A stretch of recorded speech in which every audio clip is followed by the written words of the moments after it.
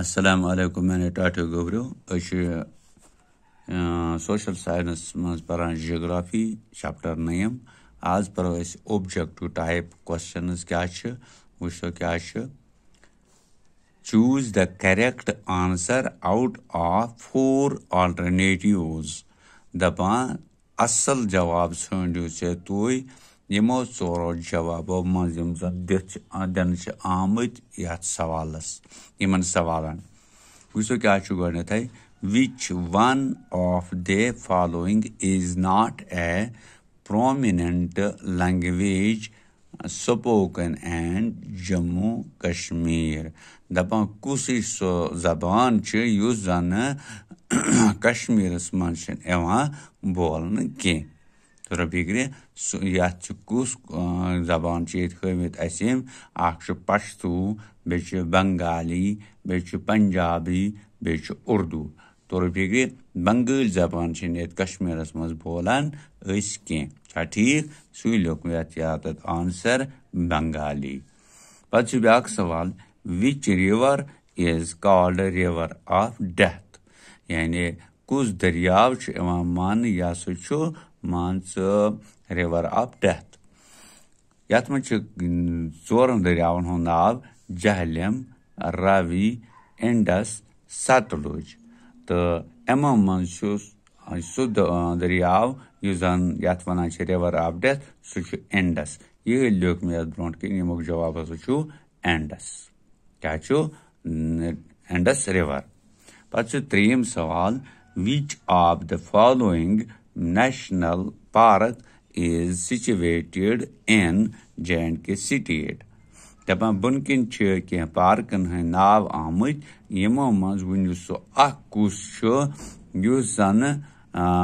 national park is situated in J&K state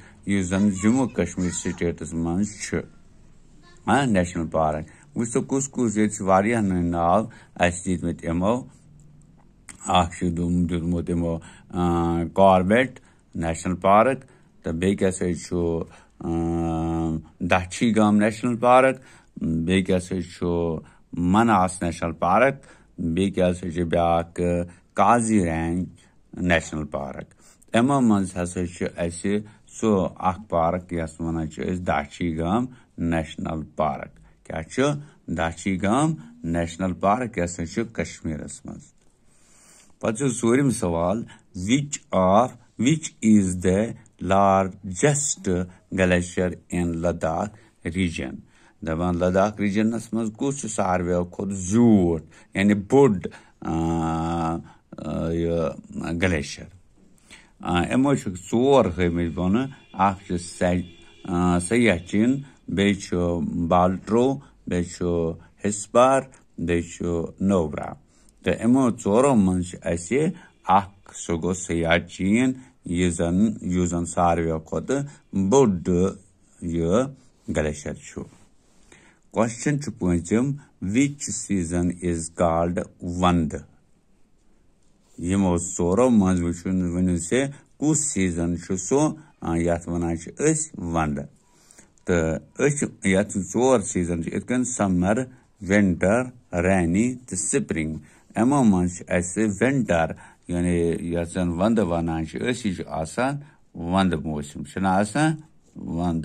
मौसम यानी one one विंटरस तो